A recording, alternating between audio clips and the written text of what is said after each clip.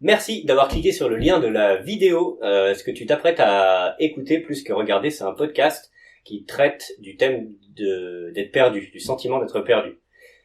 Avant d'écouter ce podcast, je t'invite à regarder le petit court-métrage, très court, 1 minute et quelques, qui s'appelle Perdu, qui est dans la playlist métrage. C'est à partir de ce petit métrage que nous avons fait ce podcast, et plus précisément à partir des commentaires qui ont été faits en dessous. Il y en a eu 2 principaux, et à partir de nos propres ressentis, expériences autour de ce sentiment d'être perdu. Ce podcast, je l'ai fait avec mon meilleur ami il y a quelques semaines, et j'ai mis un peu de temps à l'éditer, donc s'il te plaît, ne m'en veux pas trop.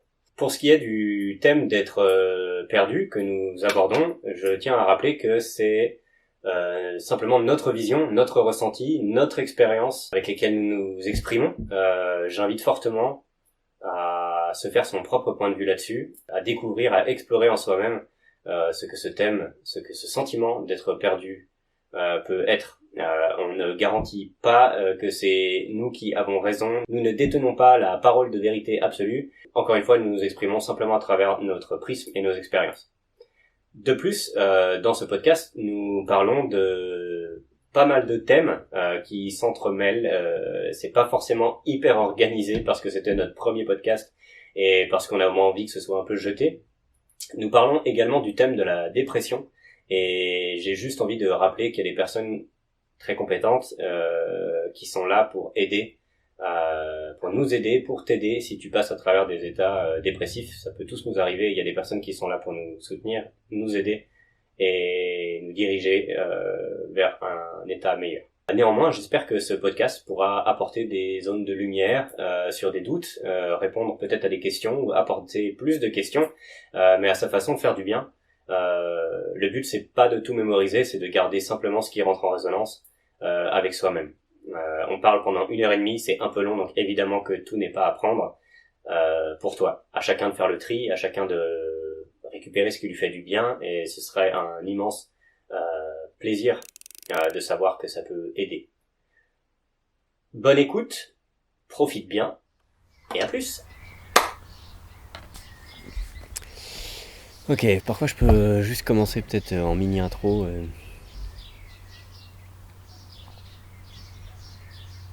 Bah non, qu'on se retrouve là pour le premier podcast avec mon cher ami de toujours Arthur. Bonjour. Qu'on aperçoit dans le film sur le voyage, celui qui est très surpris. Et du coup, bah là on se pose autour d'une table et on verra comment ça va évoluer.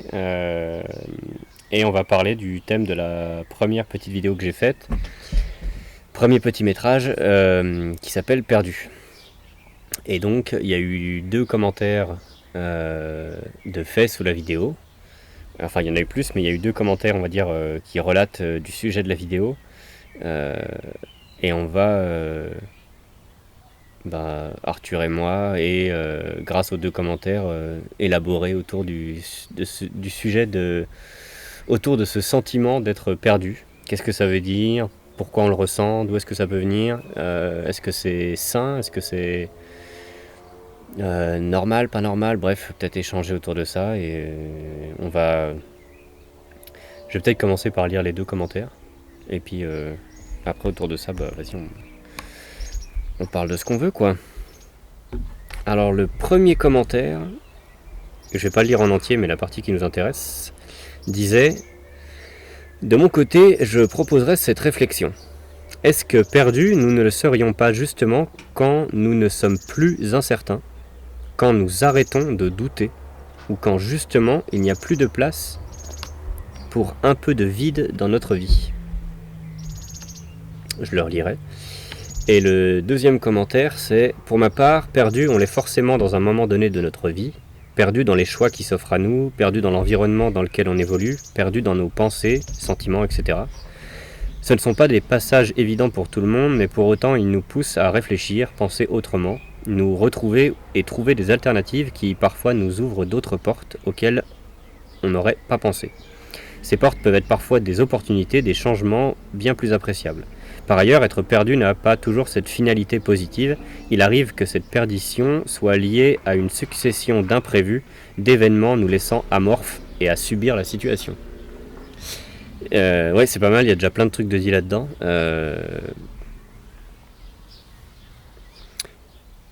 Du coup, moi, dans ma petite vidéo, la façon dont j'approchais le fait d'être perdu, c'était d'abord avec un aspect sous une approche plutôt négative. Le côté on sait plus d'où on vient, on sait pas où aller, on sait pas ce qu'on fait là, pourquoi, où vais-je, comment. Du coup, plein de questions auxquelles on cherche des réponses, mais qu'on ne trouve pas. Et du coup, naît ce sentiment d'être perdu. Et en fait, je finis par... et en gros, la conclusion, c'est qu'en fait, oui, certes, c'est ton ressenti, mais en fait, c'est normal. Et que le fait d'être perdu et donc incertain, c'est la nature même des choses, en fait. On va élaborer un peu plus je pense. Mais là, ce sur quoi ça me fait rebondir automatiquement, c'est sur la notion de l'illusion de contrôle. Ouais, c'était le terme qui me revient personnellement Depuis le début. Depuis le début, là. Ah ouais. Ouais. Ça touche à ça. Mais justement, je pense qu'il y a moyen de regarder ce thème-là et avec les idées premières qui viennent et justement à quel point c'est justement quelque chose d'humain. Il faut se remettre dedans.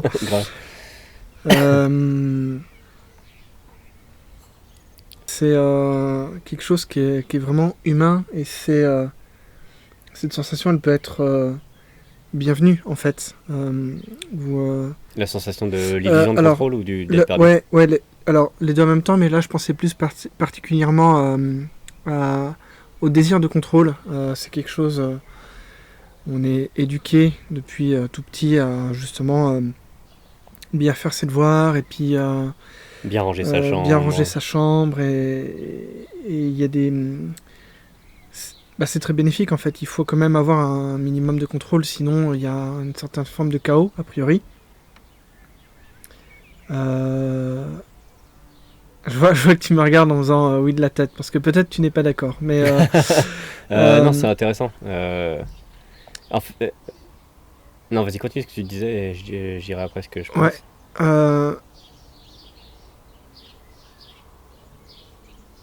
Alors c'est un sujet qui est assez vaste, qui pourrait faire un podcast à lui tout seul par rapport au contrôle. Ouais, mais là je pense qu'on va rebondir. Vu que les deux sont très très liés, en fait, on va aussi en parler. En fait. Ouais.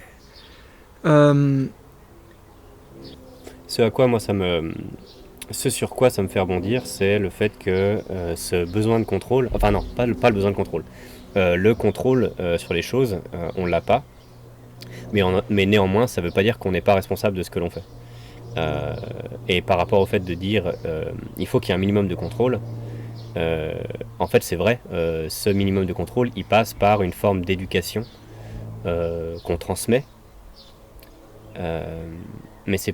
mais là où il y a pour moi une forme de biais, c'est que on nous a montré que le contrôle, il fallait l'avoir. Ouais, et genre, surtout on devait l'avoir. Ouais. Et si tu l'as pas, c'est pas bien. Ouais. Genre si les choses se passent pas comme tu l'as entendu qu'elles se passent, grosse frustration, et du coup non, c'est pas bien. Et c'est vrai que c'est quelque chose qu'on voit beaucoup dans l'éducation, chez des parents à enfants, qui est incroyable. Eux ont vécu, pareil, on va dire par le système de l'éducation, de leurs parents aussi, et c'est genre, une personne va vouloir faire quelque chose, aboutir à un résultat, et le résultat ne se manifeste pas, donc colère, frustration, c'est pas bien. Je ressens de la colère et de la frustration, donc c'est que c'est pas bien de pas avoir le contrôle, ou de pas réussir. Ouais. Et du coup, ça, je le transmets à mes enfants. Parce que moi j'ai été frustré, parce que moi j'ai connu la souffrance de ne pas réussir quelque chose et d'en être frustré. Et du coup, il faut que il faut que le système continue comme ça, quoi. Il faut que le système, l'échec, ça me fait me sentir mal, puisqu'on m'a appris que c'était mal, donc je vais leur apprendre que l'échec, c'est mal.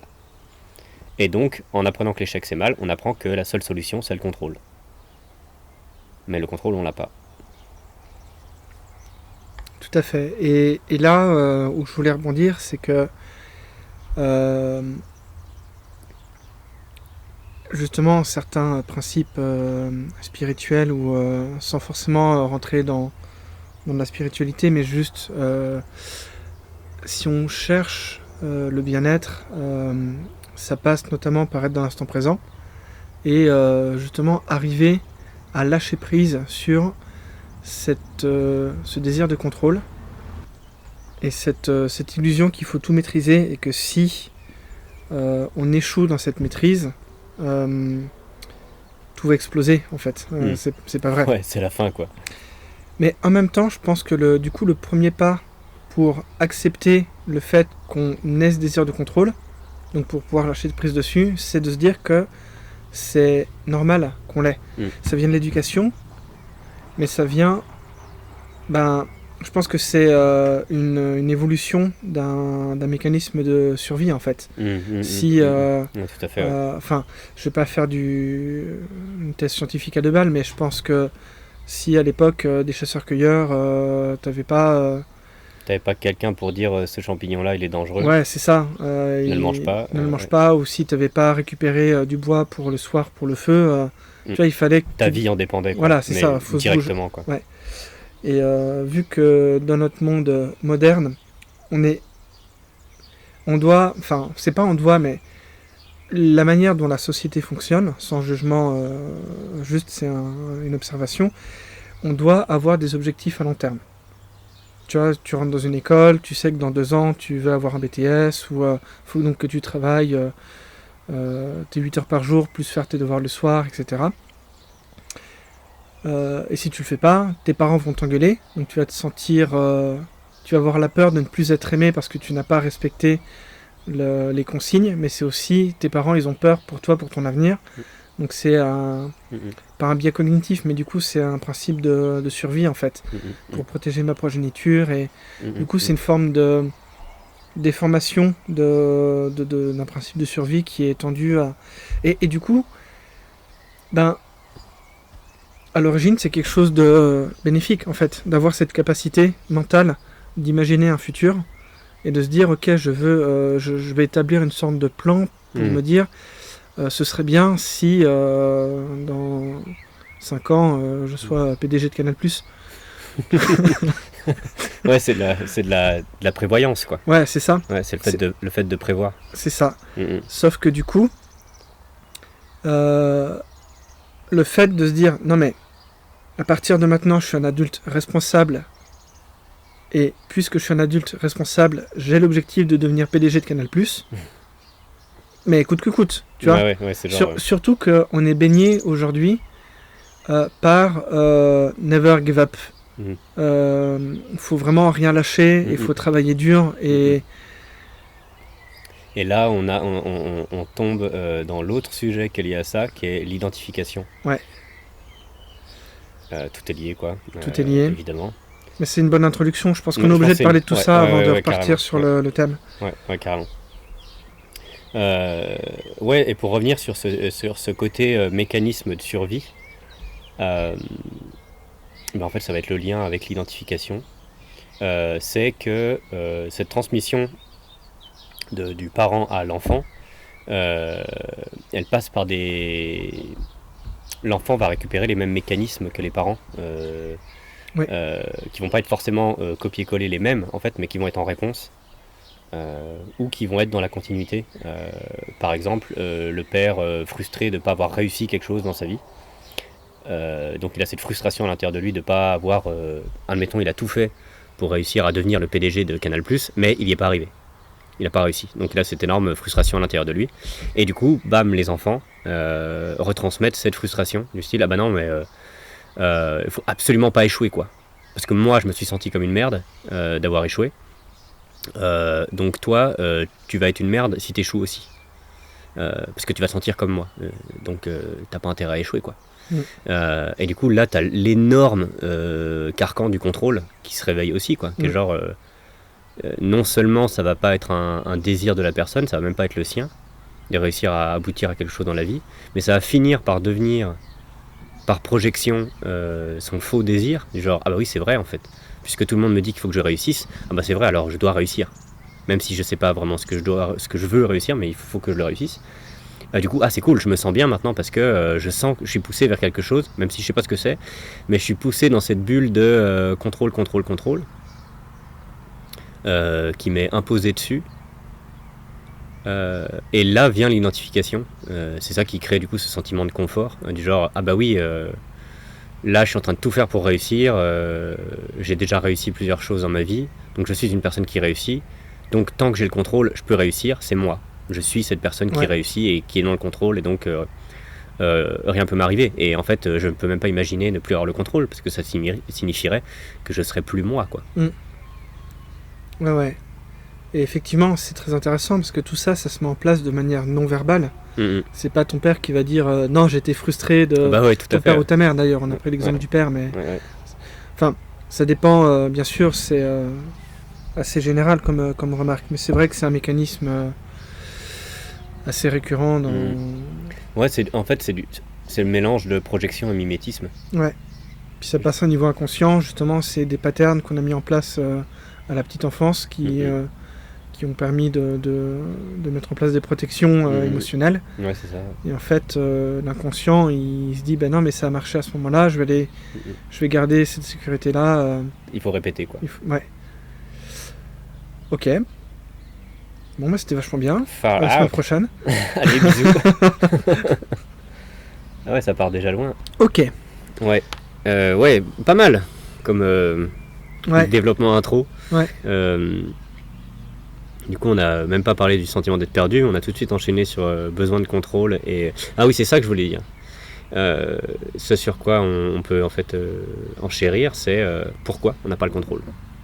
Parce qu'on dit qu'on n'a pas le contrôle, mais pourquoi on l'a pas?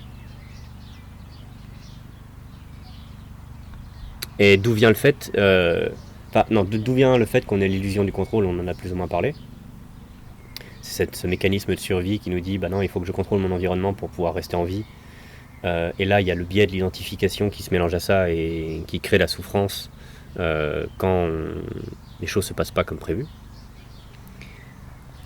Telles qu'on les a prévues. Alors donc on n'a pas le contrôle, ok, mais pourquoi on n'a pas le contrôle?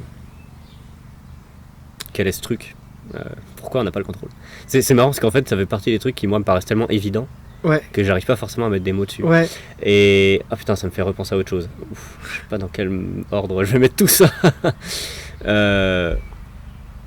J'en parlerai plus tard. Mais en fait l'autre biais auquel je pensais, c'était que en fait l'illusion du contrôle en soi, elle n'est pas forcément négative, mais ce qui fait naître la souffrance, c'est l'attachement au résultat. Exactement. C'était un des points que je voulais dire au début, mais justement, il fallait définir qu'est-ce que c'était que le contrôle et pourquoi on n'a pas le contrôle.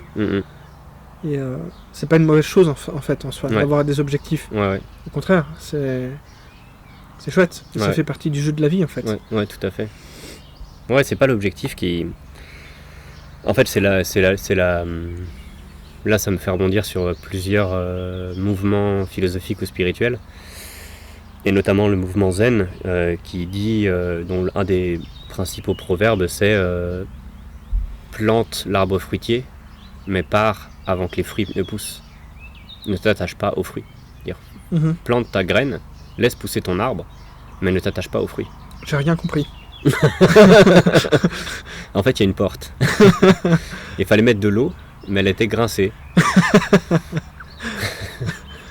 Du coup, il y a une pomme, et elle dit ouais, on m'a volé mon ver de terre. T'attaches pas à moi, je vaux pas la peine. Tu refermes la porte et t'as un nirvana. Bah c'est simple en fait. C'est logique, putain, on a tout compris. Bon bah trop bien. Et du coup, pour revenir au premier truc dont on causait qu'au début qu'on parlait. Qu'on papote. Perdu. Perdu. Donc avec tout ça, ouais. Alors dis-moi, monsieur Thibaut, pourquoi est-ce que tu as parlé de ce thème perdu dans sa première... Die Flippe van Gesprek. dans cette première vidéo? Pourquoi j'ai parlé du thème perdu? Ouais. That is a freaking good question, my friend. Ouais, pourquoi j'ai commencé par perdu? Je pense que j'ai commencé par ça parce que c'était le sentiment que j'avais à l'époque, au moment où j'ai commencé à faire les vidéos. Ouais, je suis passé par une période, on est tous, je pense, passé par une période dans notre vie où on était perdu. Et là, le on est tous que je disais, c'était plus par rapport à la fin d'année 2020 et début d'année 2021. Pourquoi il s'est passé quelque chose? Oui, il y a eu beaucoup de pain de mie. Ah oui. Ouais, je pense que pour tout le monde, cette période a été relative. Enfin, pour tout le monde, pour une grande majorité de personnes. Pour des gens, il y a des peut-être. Pour moi, il y a eu ce sentiment d'être perdu. Au sens, qu'est-ce qui se passe? Une forme de perte de repère, mais qui était liée à qu'est-ce que je fais, où est-ce que je vais, pourquoi je suis là, waouh. Et pour ma part, c'était vraiment il y avait vraiment ce truc de mais où est-ce que je vais, quoi, qu'est-ce que je suis en train de faire de ma peau, quoi. Et il y a plusieurs, je peux citer des événements personnels qui m'ont nourri ça, un travail qui était très difficile, émotionnellement parlant, une rupture qui a été difficile, et après le fait de se retrouver de nouveau sans vraiment avoir un chez-soi, chez papa ou chez maman, sans vraiment perspective d'un nouveau travail, donc de cette stabilité entre guillemets financière et tout ça, et en fait tout ça c'est juste des excuses. Là ce que je suis en train de citer, c'est des excuses, c'est des histoires qui sont venues nourrir mon sentiment d'être perdu. Mais le sentiment d'être perdu, en gros lui il est déjà là, c'est juste que tu as des triggers qui vont venir le réveiller et le faire ressortir, et du coup je me suis senti pas mal perdu. En tout cas, tu as été identifié à ce sentiment de transition. Ouais. En tout cas, il était là, je le ressentais. Voilà. Il était là, je le ressentais. Je pourrais pas dire que j'y étais complètement identifié parce que j'arrivais bien à l'observer. Et c'est pour ça que j'ai voulu faire la vidéo notamment. C'est parce que j'arrivais à le voir. J'en étais conscient. Parce que notamment, tu médites beaucoup et tu as cette pratique d'observation personnelle où tu observes ton mental comme si c'était pas moi.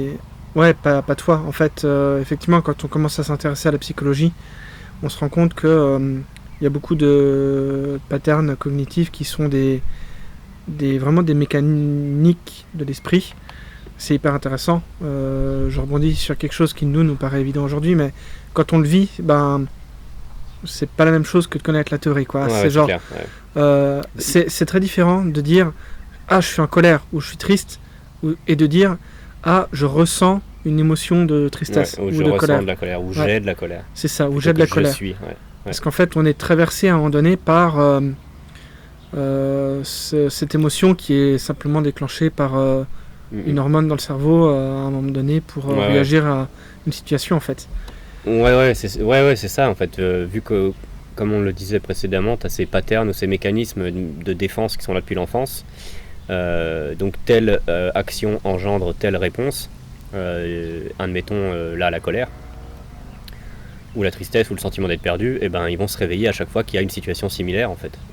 Ça peut être vraiment dans des détails incroyables, et c'est ça aussi et plus quelque chose est arrivé tôt dans notre vie, dans la tendre enfance, quoi, plus le mécanisme va être fort et ancré profondément en nous. Et en fait, la méditation et le lâcher prise et le détachement permettent d'observer ces choses, non pas qu'on les vit plus, je dirais même qu'on les vit encore mieux, voire encore plus, mais plus de façon meurtrière, en fait, plus de façon c'est plus moi, quoi. C'est genre, il y a de la souffrance.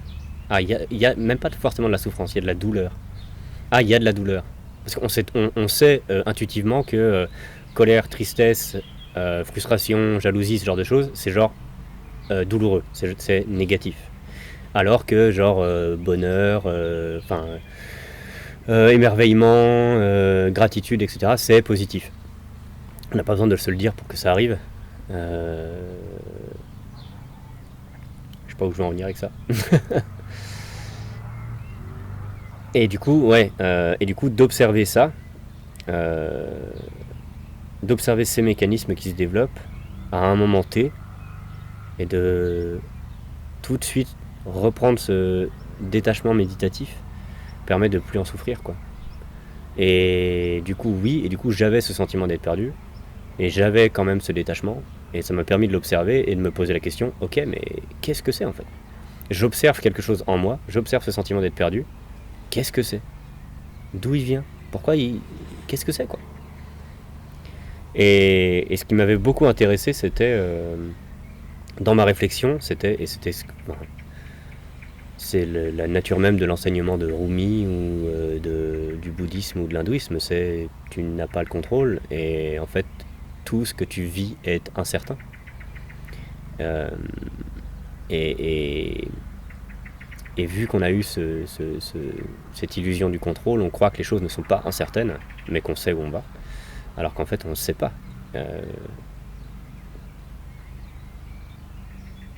Mais ça ne veut pas dire que le sentiment disparaît quand on sait ça. Ouais, c'est ça qui est intéressant. Tout à fait, ouais.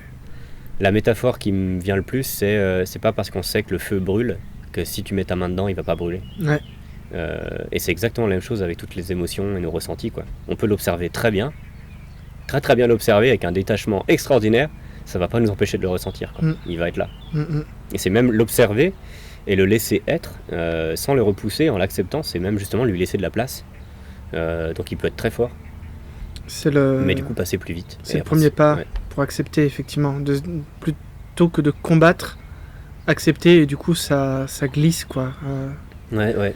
Mais bon, pour l'accepter, des fois c'est... Ouais, la vache. Ouais. Ça peut prendre du temps. Hein. Ouais. Et je me rappelle que genre les moments où je me suis senti mal, et c'était très lié à ce sentiment d'être perdu, c'est quand on est parti en Bretagne, en Normandie, chez Léa, et on était à le village chez ses parents, là, je sais plus comment ça s'appelle. Kétou. À Kétou. Et on faisait une balade, et à un moment donné, vu qu'on avait beaucoup parlé de nos projets qu'on voulait faire, etc. ensemble, on avait genre prévu pas mal de trucs, donc on avait un genre de plan. Oui. Et là t'as l'univers qui a dit nope, it's not gonna happen. Genre non, ça va pas se faire, quoi. Et il y a eu plusieurs fois pendant ce séjour où il y avait peut-être toi ou Léa ou Popo qui allait dire un truc du genre ah ouais mais moi je me vois bien faire ça dans les mois qui suivent. Et genre c'était pas en adéquation avec ce que moi j'avais prévu, alors avec ce que j'avais avec le plan que j'avais fait dans ma tête. Et du coup ça me faisait me sentir mal, où je me disais waouh la vache. Et j'arrivais bien à observer, je me disais oh putain mais là je suis perdu, quoi. Et merde, j'avais vraiment compté sur eux. Genre j'avais mis genre sur toi, Léa, Popo, une genre de responsabilité du genre ouais, grâce à vous les mecs, il va y avoir un genre de plan que je vais pouvoir suivre, ça va être cool, tout va bien se passer. Et vu que ça s'est pas fait et qu'au fur et à mesure de notre séjour là-bas, on se disait bah non en fait on va pas pouvoir faire le projet tout de suite, ou ça va pas se passer comme ça, etc. Et ouais, il y a des moments où j'étais pas mal perdu, quoi. Et ouais, et du coup j'arrivais très bien à observer ce sentiment d'être perdu, mais il était vraiment très fort. Du coup je le ressentais vraiment, quoi. Et c'est ça qui m'a fait ensuite qui m'a donné ce désir d'élaborer autour de ce sentiment d'être perdu. Et de le partager, en fait. Enfin, pas de partager le sentiment d'être perdu, mais de partager le questionnement. Et c'est là où je voulais rebondir, c'est que là on est deux copains, on a allumé un micro tout à l'heure et on parle de ça. C'est très personnel, parce que même moi je suis quelqu'un de très sensible, je crois, et je me pose beaucoup de questions. Et il y a cet enrobage de désir de contrôle qui est très présent pour certaines raisons aussi, en lien avec des projets professionnels ou créatifs. Et et du coup, ce thème-là résonne énormément avec moi-même. Et c'est intéressant parce que du coup, c'est le point de départ à nous deux. C'est quelque chose de très personnel, mais ça n'empêche pas des éventuels auditeurs. Bonjour et bienvenue si vous si vous nous écoutez. Si vous voulez nous rejoindre sur l'antenne, bienvenue, restez avec nous. Mais je pense que ça touche quelque chose de vraiment universel. Et d'autant plus universel que le confinement, il y avait quelque chose d'extrêmement cool avec le confinement. Enfin, cool dans les faits, mais peut-être pas cool dans la pratique, dans le sens où il y a eu une sorte d'introspection imposée. Imposée par le gouvernement, mais qui a réagi face à une contrainte d'épidémie. Enfin, je pense que vous êtes au courant. Je vais pas refaire l'histoire.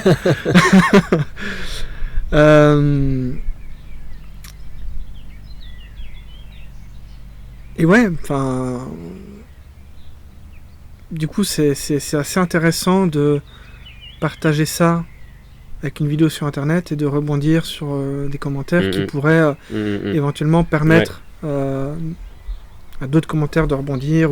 Ouais, carrément, ouais. Ouais, parce qu'en fait, c'est rigolo, parce que comme tu dis, c'est quelque chose qui est à la fois tellement d'ordre presque fondamental, genre on sait très bien de quoi on parle, quand on parle genre du sentiment d'être perdu. Enfin, genre, c'est pas qu'on sait de quoi on parle, mais genre, on peut tous l'avoir. On peut tous passer par ce sentiment d'être perdu. Genre, je pense qu'il est inconnu à personne. Peut-être que la clairvoyance ou la conscience autour de ce sentiment, elle, n'est pas vue par tout le monde, mais le sentiment, lui, peut être vécu par tout le monde.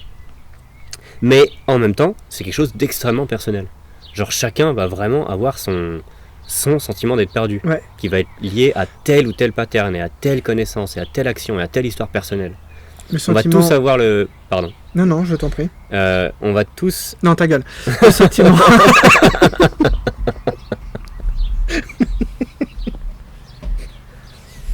Je m'en vais. On va... Comment dire ça de façon claire ? On va tous avoir le même sentiment, mais personnel. Je sais pas comment le formuler. Je voulais dire la même chose, c'est qu'en fait, le sentiment est universel, mais les raisons sont personnelles. Enfin, on vient de dire exactement la même chose. Voilà, très bien, on va s'arrêter là. Du coup, peut-être qu'on peut lire les commentaires. Exactement. Les relire. C'est une très bonne idée. Donc le premier, c'était de mon côté, je proposais...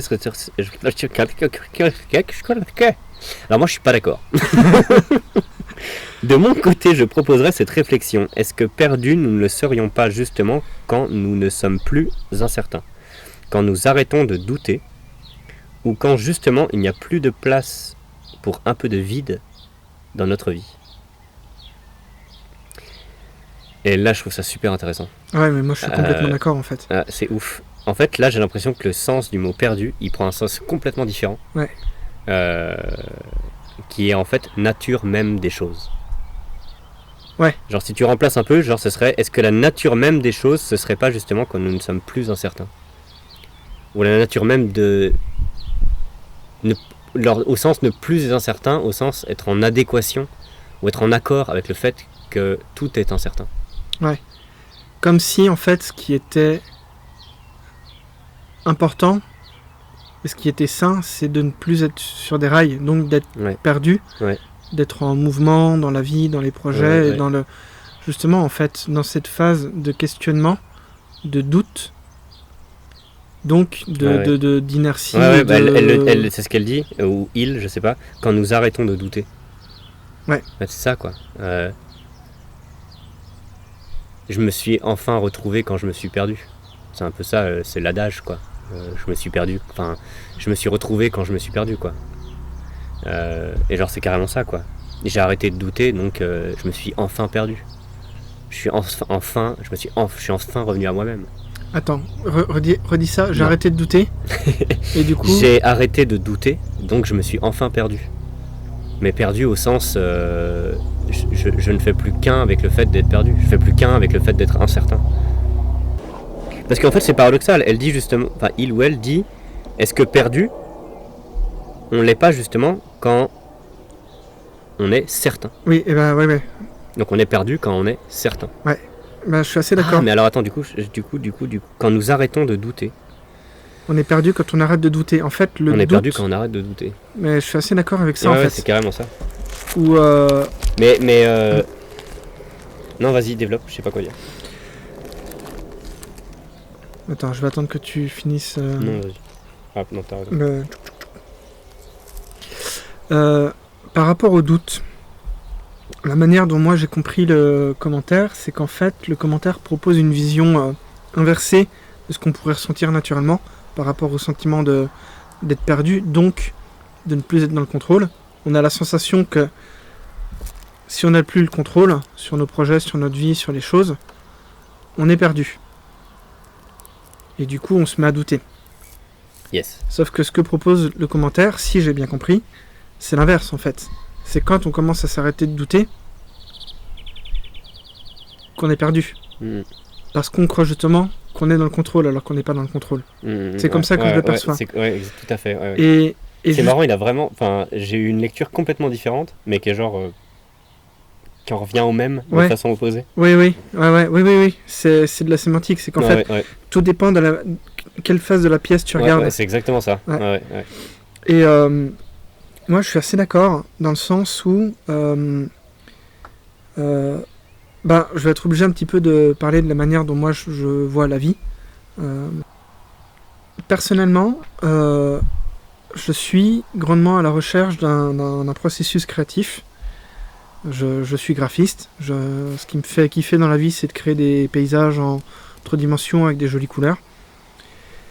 Et pour résumer, c'est ça. Et pour être pleinement dans un processus créatif, on dit toujours que tout a déjà été inventé et qu'on ne peut rien créer. C'est vrai, mais ça n'empêche pas de revenir à des notions fondamentales de graphisme et de jouer avec. Et pour ça, en fait, quand tu es graphiste, soit, par exemple, tu as une commande d'un client et tu sais que tu vas devoir faire une vidéo promotionnelle pour la SNCF, par exemple. Du coup, tu vas regarder ce qui existe déjà et donc, du coup, tu vas comparer, tu vas procéder par analogie en disant, ok, il y a ça qui a déjà été fait, on va faire plus ou moins pareil, mais en réimbriquant et déformant. On fait un plan, on a un plan et on sait que en 2 fois 8 heures de travail, on a la vidéo promotionnelle pour la SNCF. On a compté le nombre d'heures que ça allait... tu sais sur le logiciel tu vas travailler, tu sais quelle méthode, quel savoir-faire tu vas utiliser pour arriver à l'objectif de faire une vidéo exactement d'1 minute 32. Tu vois.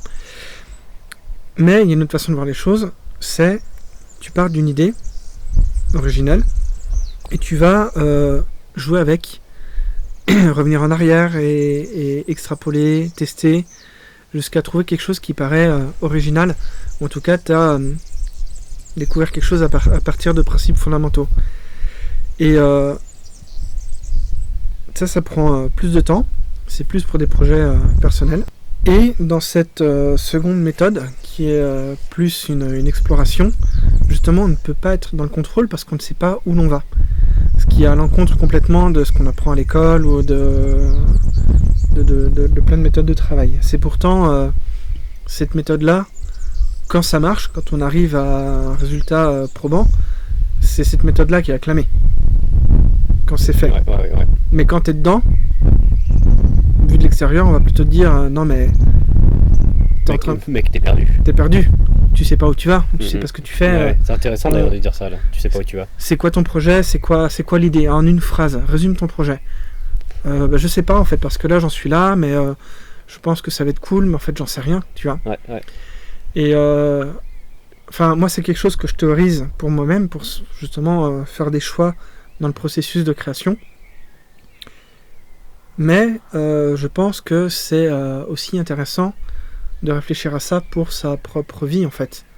Et de se dire, ok, du coup, là aujourd'hui j'ai pas de plan, je me sens tout nul.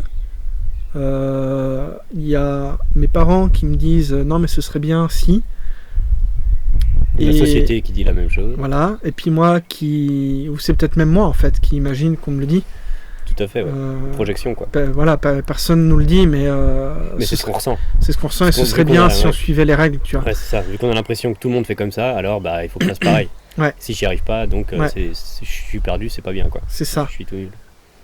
Et en fait, c'est cool de faire confiance au processus. Et de, justement, cette phase de doute, ces doutes amènent des questions. Et avoir des questions, c'est justement se poser des questions à un problème donné et trouver des réponses. Ouais. Alors que si tu ne te poses pas de questions, si tu ne doutes pas, ben tu pars avec des a priori. Et tu es obligé d'en avoir. L'esprit humain fonctionne comme ça. Tu es obligé, tu vois. Oui, c'est ce qu'on disait au début. Ouais. Et c'est ça en fait. Il faut qu'on en ait. Sinon, en fait, c'est-à-dire on peut avoir des a priori, donc qui eux vont être un genre de carcan, qui peuvent nous guider, mais qui peuvent nous bloquer si on fait de ces carcans notre méthode de vie.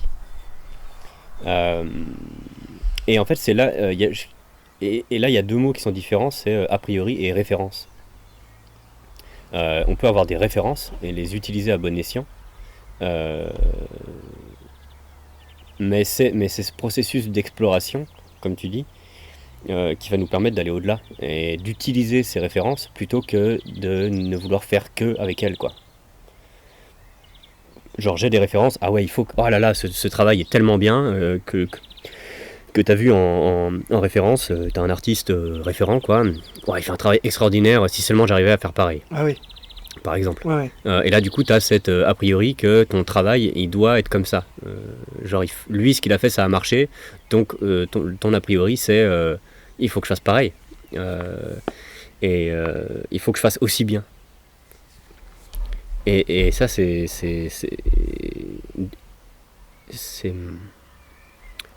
ouais, la comparaison. C'est ça, l'autre notion qui me vient en tête, c'est la comparaison. De se comparer à quelque chose qui a marché et de se dire il faut que moi ça marche autant, ou voir une peinture ou un artiste qui a fait un chara design extraordinaire et tu dis waouh, il est tellement doué, moi je suis pas du tout il a tellement de likes, c'est ça. Il a tellement de likes et tellement de partages, il a tellement tout compris, il faut que j'arrive à être aussi doué. Mais en fait on peut jamais être aussi doué que quelqu'un, aussi au terme pareil. Bah ouais. Genre on peut pas être pareil que quelqu'un, c'est impossible. Ah bon? Et tu ne seras jamais Jonathan Blow. Et merde. Mais justement, ça qui est extraordinaire, c'est de pouvoir se détacher de cet a priori et de l'utiliser comme référence et non pas comme carcan ou comme conditionnement. Et l'autre notion qui me vient bien en tête, et je vais l'introduire en citant Alan Watt. Lors d'une de ses conférences, Alan Watt parle de ça, et il parle de l'intention. Et il parle de ce biais qu'on a de vouloir atteindre un objectif plutôt que de vouloir profiter du chemin, plutôt que de profiter du chemin pour y arriver. Et que notre société, elle est basée sur atteindre un objectif. Comme tu disais tout à l'heure, à l'école, on te dit d'atteindre un objectif, tes parents ils te disent d'atteindre un objectif, la société nous dit genre atteindre un objectif. Mais c'est un processus constant, quoi. C'est genre, c'est très bien, tu as eu ton diplôme, maintenant il faut un travail. T'as eu ton travail, maintenant il faut une augmentation. T'as eu ton augmentation, mais si tu peux avoir un CDI ailleurs, ce serait pas mal. Et maintenant il faut que tu t'achètes une maison, etc. Genre à chaque fois c'est objectif, objectif, objectif. Je sais pas, moi, marie-toi. Voilà. Marie-toi, fais des gosses, achète un poisson rouge. Mais en même temps, c'est très bien en fait, si c'est profondément ce dont tu as envie. Si tu le découvres par toi-même. En fait, tout à fait. C'est pas que c'est fondamentalement mal. C'est juste que plus tu as d'attente envers un objectif, plus ça crée de la souffrance si tu n'y arrives pas. Si tu n'y arrives pas. Et si cet objectif n'est pas atteint, n'est pas complet, et donc cet objectif auquel tu es identifié, si tu n'y arrives pas, vu que tu es identifié, là naît de la souffrance. Et inversement, si tu l'atteins, ça te conforte dans l'idée que c'était ce qu'il fallait faire, et tu remets pas en question cette manière de fonctionner. Exact. Et du coup, j'ai pas encore cité Alan Watt, mais lui, la meilleure comparaison qu'il utilise, c'est la musique. Et il dit, imaginez, ou la musique ou la danse, mais je vais prendre la musique. Imaginez si celui qui compose une musique, il est focalisé sur l'objectif final. Donc en fait, la musique, ce serait que la note finale. C'est-à-dire que la musique, si le but de la musique c'est arriver au bout de cette musique, dans ce cas une musique serait composée que de la note de fin. Il n'y aurait que le ton final. Alors qu'en fait une musique, elle a une évolution, elle a une vie, elle a un commencement, elle a des hauts, elle a des bas, elle a tout un processus avant d'arriver à la fin. Et la musique est finie parce qu'elle a justement tout un process, Ah oui, complètement. elle a tout un cheminement. Il y a une conférence TED géniale là-dessus d'ailleurs. Ah ouais, j'ai oublié cool. le nom, mais Ouais. Et pareil avec la danse, en fait. La danse, tu te laisses porter dans la danse, tu la contrôles pas. Elle est là et t'évolues avec le partenaire ou t'évolues toi-même dans la musique en dansant. Mais si t'étais focalisé que sur finir la danse, la danse n'existerait pas. Ouais. Il n'y aurait pas de danse. Si t'étais juste focalisé sur la fin de la danse, ça n'existerait pas. Et c'est très intéressant parce qu'en fait, du coup, cet objectif final est extrêmement important, mais pas pour lui-même, parce que justement, c'est le meilleur prétexte pour être dans la danse et profiter de l'instant présent dans le... Ouais. Mais, Je trouve que l'idée de la musique, elle est hyper intéressante parce que, par exemple, quand tu te lances sur un piano et tu te mets à taper sur les notes, t'es pas focalisé sur la fin de la musique. T'es pas en train de te dire, il faut que je finisse ce que je suis en train de faire. T'es dans le moment où tu appuies sur les notes. Ça me refait penser à une discussion qu'on avait avec Adam qui est quelqu'un d'absolument merveilleux. Et justement, on avait cette discussion par rapport à la différence entre le classique et le jazz, ou le fait d'être en improvisation. En fait, c'est deux méthodes qui se valent, c'est juste des chemins différents. Et dans le classique, justement, tu vas pas vouloir précipiter les choses parce que justement, tu es en train de jouer ton morceau, tu vas te concentrer sur le mouvement que tu es en train de faire, mais ce mouvement s'intègre dans un phrasé plus long qui fait partie d'un chapitre d'une symphonie qui mène justement à la note finale. Et justement, la note que tu es en train de jouer maintenant s'inclut dans une mélodie qui est un type d'accord particulier qui va être justement en tension par rapport à la résolution finale. Donc, c'est vraiment de la poupée russe, quoi. C'est chaque petite poupée est plus petite, s'inclut dans une plus grande pour donner. Mais justement, chacune a son importance et l'ensemble ne pourrait pas s'écroulerait s'il n'y avait pas la petite poupée. Et la petite poupée n'a pas de sens sans la poupée finale. Et en même temps, en jazz, en free jazz, t'as des musiciens qui jouent ensemble, ils ne savent pas où ils vont. Quand ils font un buff, ouais. Voilà, et ça évolue. Et puis pourtant, à la fin, tout le monde s'arrête en même temps parce qu'ils ont des années d'expérience. Et parce que t'as un des mecs qui a fait une certaine rythmique qui annonce que dans 4 rythmes, on arrête, tu vois. Ouais, t'as une forme de cohésion qui se crée. Et puis ils le savent, en fait, c'est pas verbal. Et ils pourraient jamais dire, non, mais on s'est arrêté parce que c'était la fin. Ouais, ça s'explique pas, Ouais, c'est ça. Bah non, le morceau est fini, en fait. Et c'est hyper intéressant parce que du coup, ça touche à quelque chose de beaucoup plus profond. Je pense que la musique, c'est un super exemple et c'est un sujet, encore une fois, à part entière. L'harmonie et la rythmique, je pense qu'en fait, ça résonne avec nous parce que c'est une manière de comprendre le réel. C'est un art qui permet de comprendre le réel à travers le corps. Dans notre corps, on a des rythmiques, on a le battement du cœur, on a la respiration, on a les cycles, tous les soirs on va se coucher, donc il y a différents cycles qui se répètent à différentes échelles de temps, tel le cycle des saisons, etc. Et la musique vient nous rappeler ça à un niveau inconscient. C'est pour ça que ça peut être agréable justement d'avoir une harmonie et justement d'avoir des disharmonies ou des accords qui sont disgracieux par moments parce que ça rappelle la vie et puis les moments difficiles, etc. Je n'ai absolument aucune idée d'où je vais. Tu es perdu. Et je suis perdu et en fait je me sens plutôt bien là-dedans parce que je sens que ça fait sens. Et...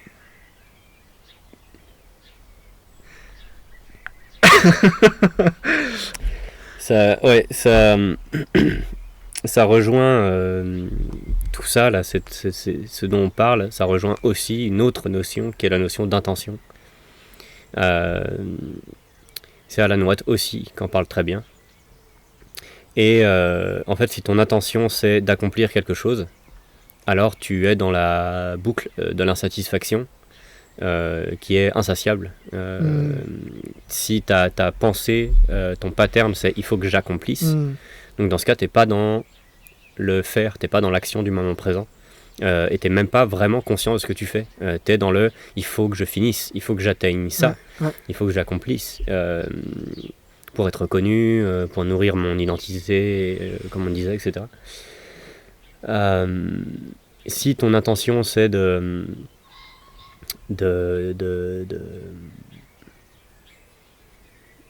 ton intention c'est de faire des vêtements, je reprends une des métaphores d'Alan Watt.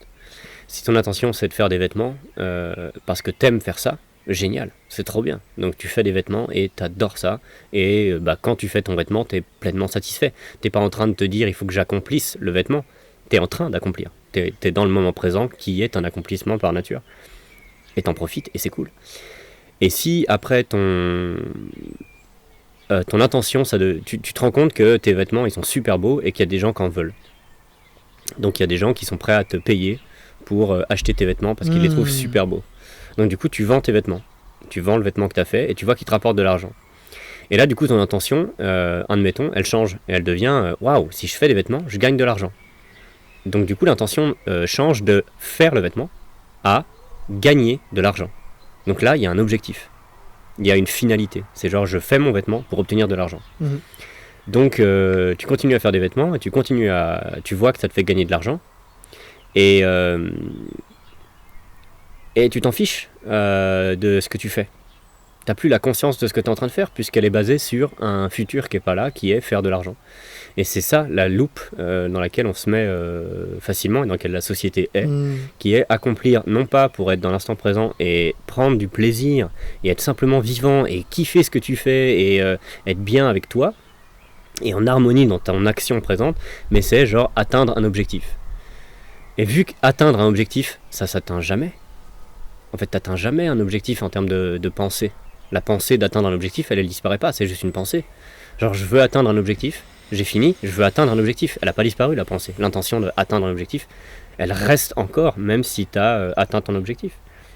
Et c'est ça qui crée cette souffrance qu'on voit partout, quoi. Et qui crée cette frustration, et qui crée ce détachement, et tout ça, quoi. Et qui crée ce sentiment d'être perdu.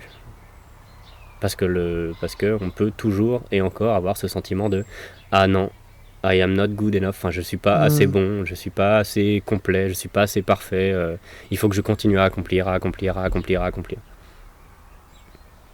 Et tu peux arriver à la fin de ta vie en ayant accompli 1 milliard de choses et te dire que t'as rien accompli parce que t'as toujours ce sentiment de devoir accomplir.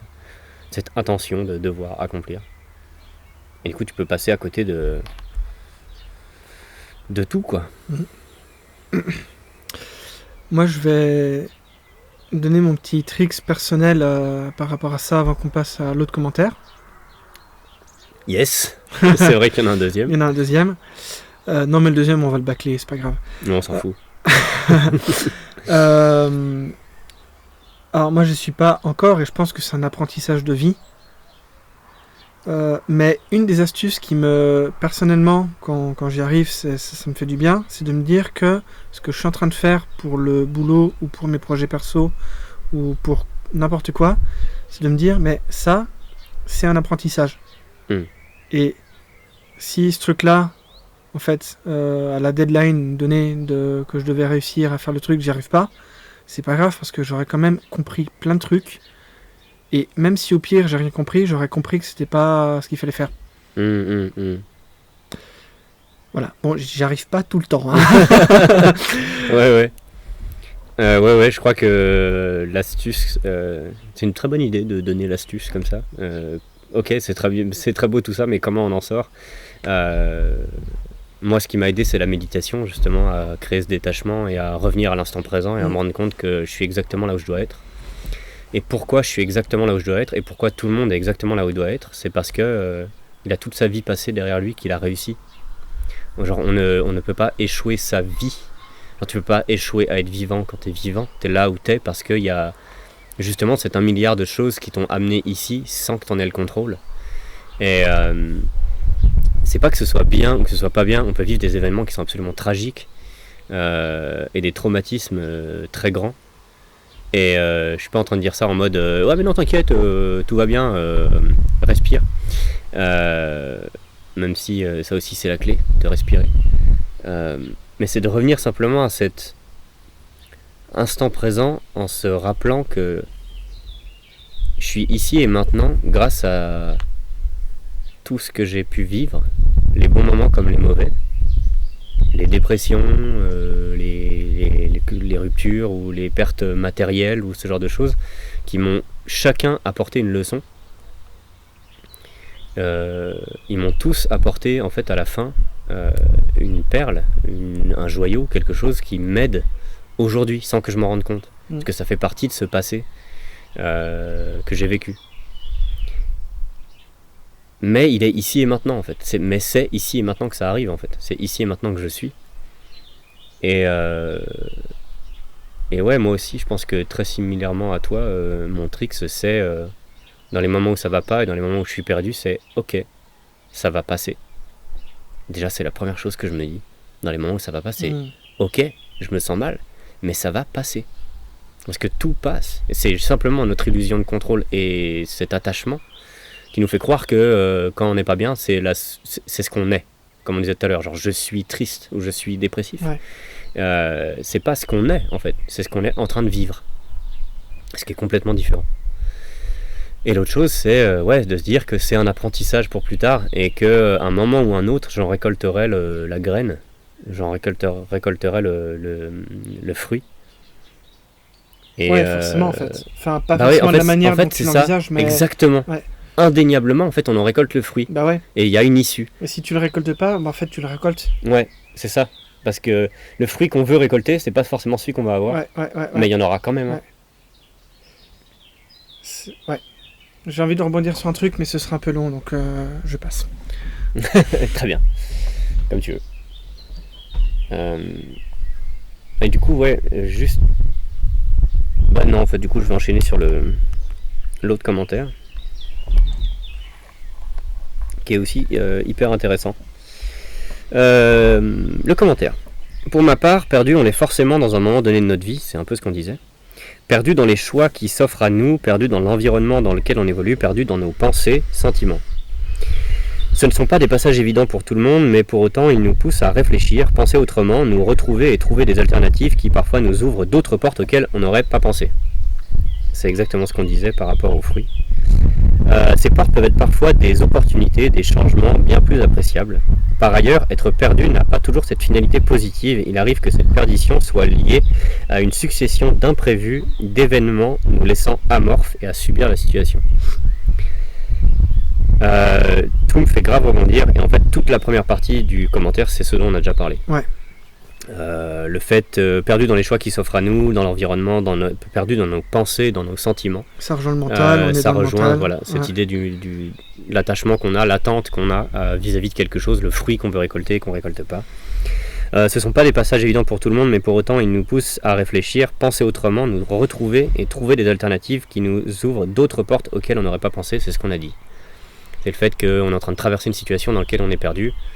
On pense devoir à la fin de ça s'en sortir en ayant telle ou telle récompense ou tel fruit, et en fait c'en est un autre qui s'ouvre à nous et qui est totalement bienvenu, qui est hyper bienveillant, et on y aurait et d'ailleurs c'est ce qui arrive la plupart du temps, c'est qu'on n'y aurait même pas songé à cette clé qu'on gagne à la fin, à ce fruit qu'on peut avoir. C'est pas du tout celui auquel on aurait pu penser, quoi. On n'avait même pas envisagé, mais il arrive. Ces portes peuvent être parfois des opportunités, des changements bien plus appréciables. Donc voilà, c'est ça.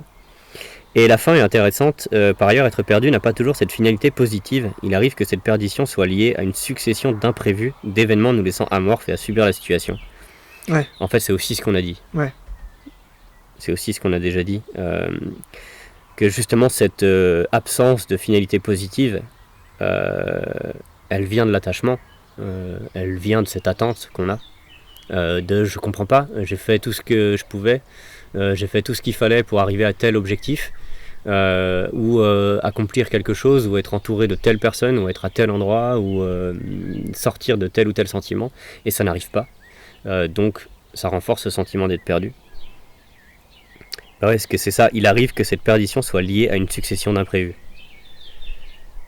Et ça rejoint ce truc de tout est incertain. Tout est imprévu en fait. Il y a juste cette illusion qu'il y ait des choses qui soient prévues parce qu'on a fait pour qu'elles arrivent, mais le fait qu'elles arrivent, on n'en a pas le contrôle en fait. Elles arrivent parce qu'on a fait ce qu'il fallait pour que ça arrive, donc ça, on va dire que ça n'a pu que jouer en notre faveur, mais en fait c'est pas de notre sort, quoi.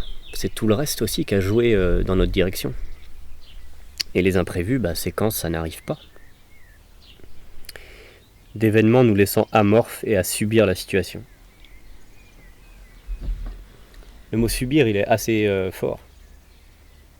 Subir la situation, c'est vraiment se mettre en position victime, en position de je vis, je subis ce qui est en train de m'arriver, donc je suis la victime de ce qui se passe autour de moi. Et c'est tellement lié à ce besoin de contrôle. Vu que les choses autour de moi se passent pas comme moi je veux, donc je suis la victime de ces événements, donc je subis ce qui est en train de se passer. C'est genre remettre dans l'extérieur notre propre responsabilité de notre pas sentiment d'être perdu, ou notre sentiment de bien-être, ou notre sentiment de paix intérieure ou de bonheur. C'est genre tiens, ça s'est pas prévu comme je voulais, l'extérieur je lui donne ma responsabilité, quoi. Que ce soit quelqu'un ou être en colère contre le karma ou le...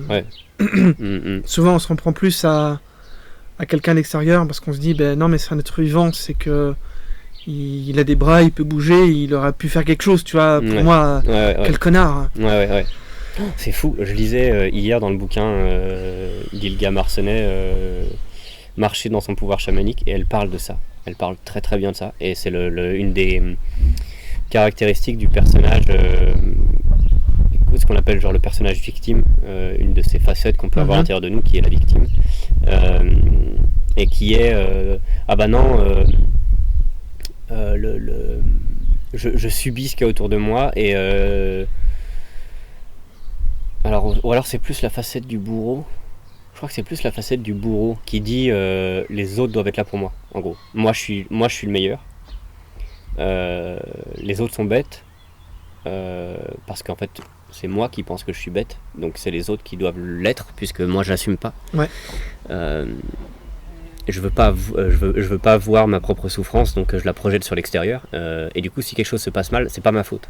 C'est l'autre connard là-bas qui m'a pas aidé, c'est Pôle emploi qui m'a demandé un remboursement, c'est ce patron-là qui m'a pas embauché en CDI, c'est l'extérieur qui est responsable de mon malheur, quoi. Donc c'est vraiment donner à l'extérieur sa capacité à être heureux, quoi, sa capacité à accepter, même au-delà d'être heureux, en fait, à accepter. Ça aussi, c'est une des notions c'est ça aussi une des clés que j'ai pas cité tout à l'heure. Pour moi, quand je vis quelque chose de difficile, c'est l'acceptation. C'est-à-dire, ok, c'est comme ça. Et je me ferais plus de mal à lutter contre, parce que de toute façon, je peux rien y changer. On peut rien y changer quand telle ou telle situation douloureuse arrive. Elle est arrivée, donc le sentiment douloureux est là. Je vais pas en plus le nourrir en disant c'est la faute de ci, c'est la faute de ça, etc. C'est genre non, accepte, c'est comme ça. Ça me fait penser à un des enregistrements audio qu'on peut trouver dans The Witness. The Witness qui est un jeu très intéressant. De qui ? Je vois pas. De JB. C'est le bon vieux JB. Il y a un moment, on est dans une petite barque et on explore une île, etc. Puis il y a des enregistrements audio qu'on peut trouver. Puis il y a toujours un lien, plus ou moins. Il y a des citations de philosophes ou de scientifiques ou de différents trucs. Et puis il y en a un qui parle justement de la barque et de quelqu'un est dans sa barque. La barque avance. Et il n'y a aucun moyen de dévier la trajectoire de cette barque. Tu vois, elle a une inertie, elle flotte sur l'eau, elle n'a pas de voile, parce que tu as dû peut-être ramer au début, mais tu n'as plus de rame. Et tu as une autre barque sur ta droite qui arrive, où il y a quelqu'un dedans. Et en fait, tu vois que sa trajectoire à lui aussi, il n'a pas de voile ni rien, il ne peut pas dévier sa trajectoire, elle vient vers toi. Et vous allez vous rentrer dedans. Et alors, si c'est une barque toute seule, tu dis ah merde, mais du coup elle te rentre dedans et puis voilà quoi, c'est une barque qui est rentrée. Mais s'il y a quelqu'un qui est dans la barque, T'as beau savoir qu'il a pas de pagaie ou de voile, putain, mais connard, mais bouge tout le cul, quoi. Ouais. Et Tu vous rentrez sais dedans et- qui c'est le philosophe qui cite ça? Non. C'est Jack Canfield. Ah bon? Ouais. Ah C'est bah, Jack voilà. Canfield qui a sorti la métaphore de la barque. Ah bah, ok. Et elle est extraordinaire. Bah, elle fait vachement sens. Ouais, c'est ça. C'est aussi la question d'intention. En fait, l'intention, tu la portes sur l'autre. Si la barque est vide, en effet, tu sais qu'il n'y a pas d'intention négative à ton encontre. La Ouais. barque, elle est vide, tu peux rien. Ouais. Mais s'il y a quelqu'un dedans, alors dans ce cas, tu peux te dire que l'autre a l'intention de te faire chier. Ouais. Genre, il a l'intention de venir se mettre en travers de ta route. Ouais. Mais c'est une pure projection de notre Ouais. part. Ouais.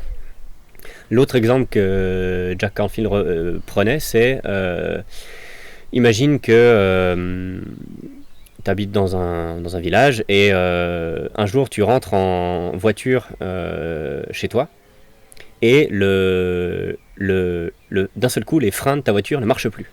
Tu peux plus freiner et tu rentres dans la palissade de ton voisin. Tu défonces la palissade de ton voisin.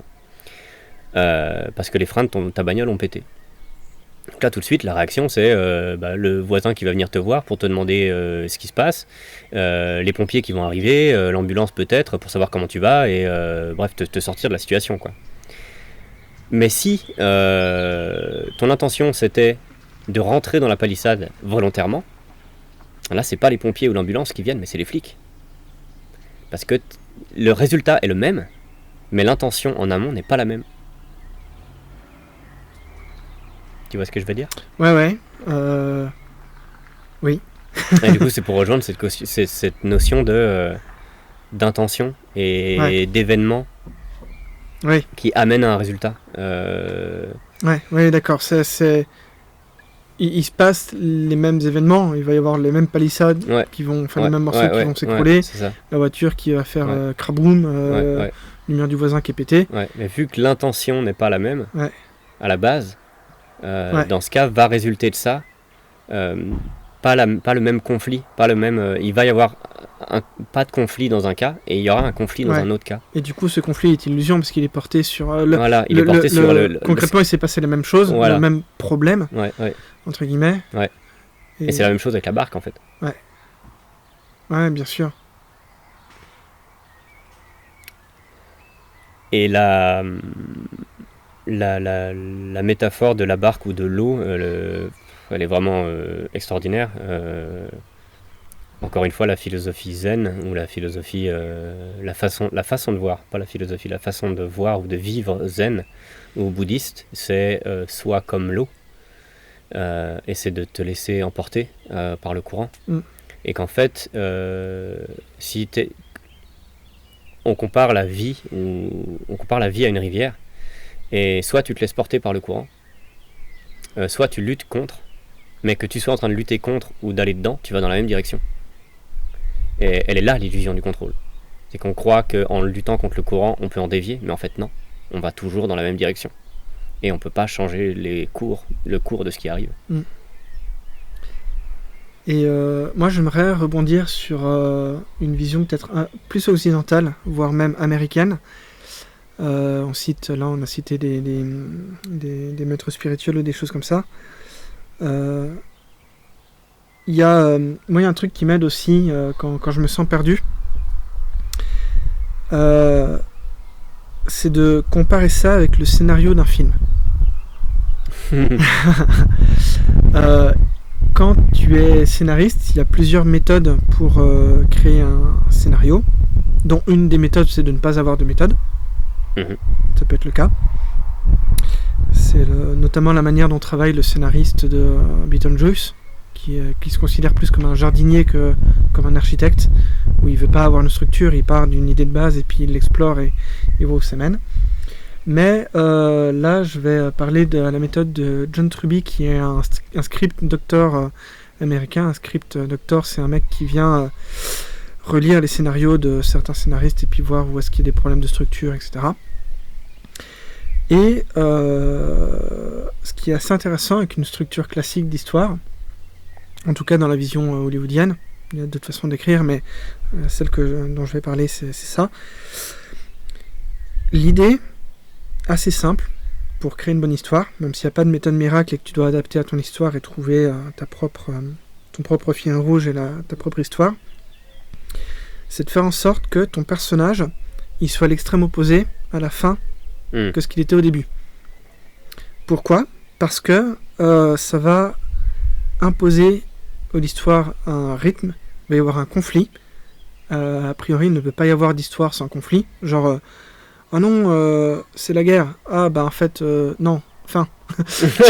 Oui, voilà. Il doit y en avoir d'ailleurs des films comme ça, je pense. Ouais. Expérimental.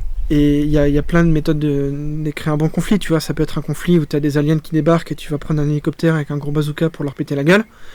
Ou ça peut être un employé et il doit aller ouvrir la porte ou toquer à la porte du bureau de son patron pour lui demander une augmentation. Dans ce cas-là, c'est plus un conflit intérieur et psychologique, donc ça peut être très intéressant.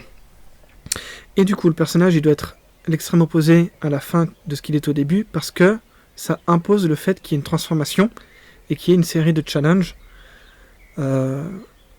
assez précis en termes structurels tout au long de l'histoire, mais voilà, en gros, il va y avoir des épreuves pour le personnage, et à la fin, il doit être l'inverse de ce qu'il était au début, d'un point de vue structurel, d'un point de vue narratif. J'ai un très bon exemple de film pour ça, Ouais. je me rappelle pas du nom. Ah, C'est le vas-y. film avec Daniel Radcliffe qui a les guns cloués dans ses mains, qu'on a regardé ensemble. Ouais, Genre Ouais. c'est exactement ça. ouais, Genre il commence, c'est le petit geek dans sa chambre. Ouais. Il se bat contre, il doit se battre contre le grand mafieux pété de thunes qui dirige tout.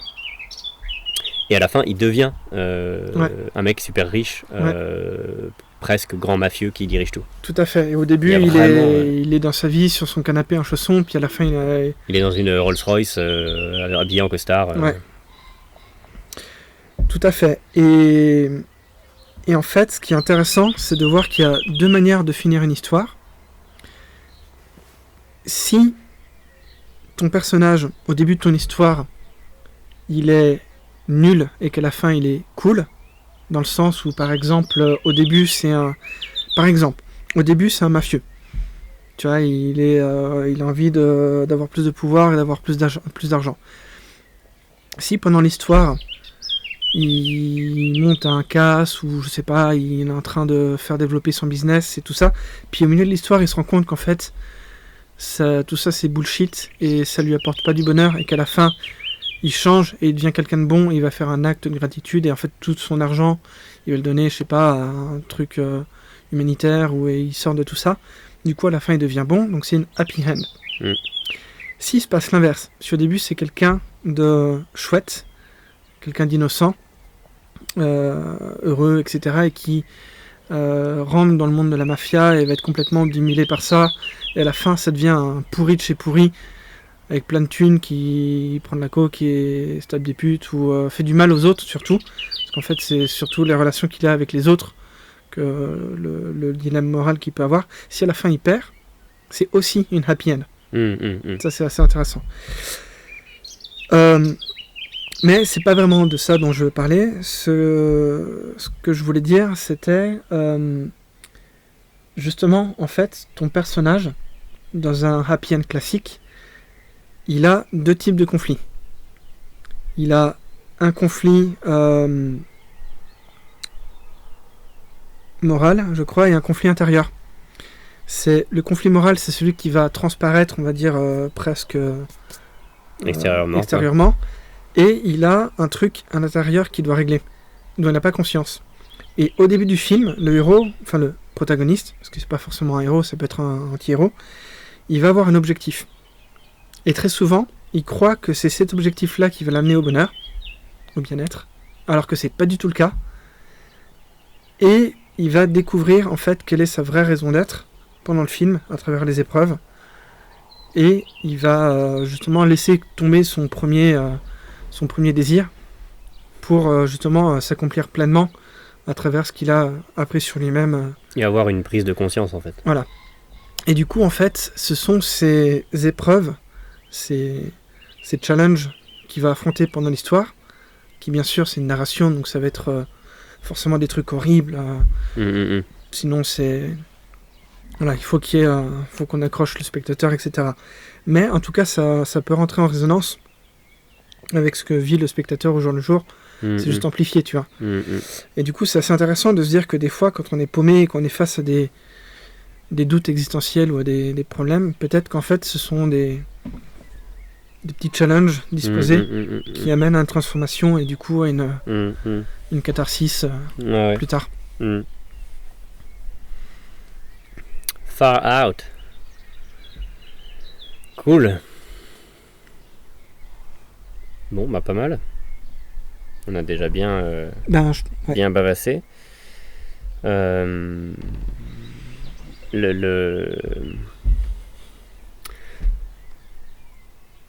L'autre, je vais pas repartir dans une autre notion qui est celle de perception, qui est très intéressante, mais je pense que j'en parlerai plus tard. La perception de soi-même et la perception de l'extérieur, etc. Bref, que tout est plus ou moins une illusion qui est conditionnée par la façon dont notre esprit fonctionne. Mais ce que je voulais dire, c'était que se rappeler que l'on soit perdu ou que l'on soit pas perdu en termes de ressenti, on est exactement là où on doit être parce qu'on y est. Si on y est, c'est pour c'est cette infinité de raisons qui nous dépassent, qu'on fait partie de quelque chose qui est infiniment plus vaste que notre petit moi auquel on s'identifie et qui déclenche la souffrance à travers nos attentes, nos attachements, nos peurs, nos doutes, nos conditionnements passés, nos mécanismes de sécurité, etc. Et qu'on est exactement là où on doit être, et que ce qui aide, non pas à se le rappeler, mais à le vivre, c'est de simplement se concentrer sur notre respiration. Et de revenir à cet état de « je suis ici et maintenant », je suis vivant, respire.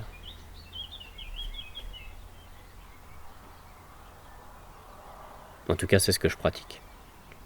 Et bordel, ça m'a bien aidé. Ouais, c'est sûr. Ouais. Il y a des épreuves que j'ai traversées où je me dis mais que j'aurais jamais, enfin, j'aurais réussi sans la méditation, mais la vache, je sais pas dans quel état j'aurais été, quoi.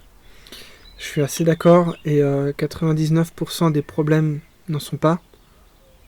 Même un pourcentage peut-être même plus grand. C'est juste des histoires qu'on se raconte. Et la respiration va aider à... En tout cas, peut-être moins être connecté au mental et à ces histoires. Ouais, c'est ça, ouais. Je voudrais juste rebondir. Je suis intimement convaincu qu'on a toutes les réponses en nous, déjà, et qu'il suffit de les trouver. Mais je sais pas, peut-être que c'est le cas pour certaines personnes qui écouteraient ce podcast. C'est aussi, dans la vie, il y a des problèmes qui sont parfois difficilement, voire très difficilement surmontables seuls. Et c'est absolument pas un problème ou être faible que de demander de l'aide. Ça reste en parler à des amis, consulter un professionnel. Voilà. Même si les réponses, elles sont là avec nous, et que c'est pas quelqu'un de l'extérieur qui va faire le travail à notre place. Mais voilà, c'est... Ouais. Carrément. C'est même une belle... une magnifique opportunité et même une force de pouvoir rencontrer des personnes qui sont passées par là et qu'on réussit à faire ce travail sur eux-mêmes avec quelqu'un ou seul, qui les ont amenés à se détacher de leur souffrance. Et d'être accompagné de ces personnes-là, c'est un cadeau qui n'a pas de prix, quoi. C'est clair. Ouais. C'est vraiment un cadeau qui n'a pas de prix. Et ouais, en fait, dans ce que tu dis, ce qui ressort aussi pour moi, c'est le fait d'être perdu, ou de se sentir pas bien, ou de se sentir perdu, ou de se sentir pas bien, c'est normal. Et on n'a pas à en avoir honte.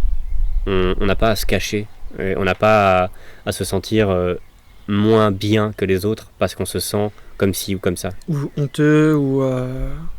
Ouais, ou si honteux, ou en colère, ou frustré, ouais. ou on a envie de plus, ou on comprend pas ce qu'on fait, on sait pas ce qu'on est, c'est normal. Et C'est humain. ouais, c'est tout à fait C'est humain, sain, même. ça fait partie de la vie et ça va passer. Et quand ça passe pas et que c'est difficile et qu'on a envie de s'en sortir et qu'on n'y arrive pas, bah c'est normal aussi. Et tu parles en connaissance de cause, hein, parce que tu as fait une grosse dépression qui a duré un bon moment. Ouais, un peu, ouais. Ben, ouais, Ouais, ça. bien même. Ouais, Quand tu étais dedans, c'était...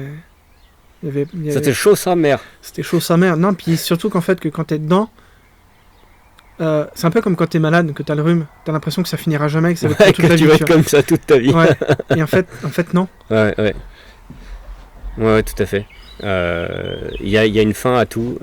Ça finit par passer. Et la meilleure chose qu'on puisse faire, c'est faire ce qu'il y a de bon pour soi-même. Être attentif à soi, être attentif aux autres. Et quand je dis aux autres, c'est au sens à la vie. Parce que paradoxalement, quand on prête attention à ce qu'il y a autour de soi, de vivant, eh ben, on sort de cet état de moi je suis perdu. Où est-ce que je vais, qu'est-ce que je fais, pourquoi je suis là, je ne sais rien faire. Et si on prête attention à ce qu'il y a autour de nous, cette petite voix agaçante, en fait, elle s'amenuise vachement. Et on se rend compte qu'il y a bien plus que tout ça, que simplement ce petit sentiment d'être perdu. Il n'a vraiment aucune réalité concrète. Et que tout le reste est là, prêt à nous accueillir. Et qu'on peut se laisser aller à... On peut se laisser aller à être triste, on peut se laisser aller à être perdu, et ça passe beaucoup plus vite du coup. Et ça passe beaucoup mieux et beaucoup plus gentiment. Bien. Bon bah alors je sais pas si on a répondu à quoi que ce soit, mais je suis content qu'on ait fait ça. On aura bien papoté, c'est cool. Ouais, grave. Là on en est à 1h25 d'enregistrement. Je pense que je vais faire quelques cuts. Ouais. Mais pas forcément beaucoup. Bah c'était bien cool. On est dehors, on est sur une terrasse. On a commencé, il faisait chaud, là il fait froid. Ouais. Moi j'ai envie d'aller faire pipi. Moi j'ai envie de manger. Donc on va s'arrêter là. Ouais. Et bah, cool. Et bah, j'espère que ça aura pu faire que l'écoute aura été agréable et que ça aura pu apporter des éléments de réponse à certaines personnes ou pas. Des nouvelles questions, des nouveaux doutes. Ouais, peut-être. Des nouvelles peut-être prises de conscience. Et surtout de se dire que tout ça c'est pas très grave. Mais don't take it too seriously. Merci d'avoir écouté. Et merci. Dites à vos proches que vous les aimez. C'est beau.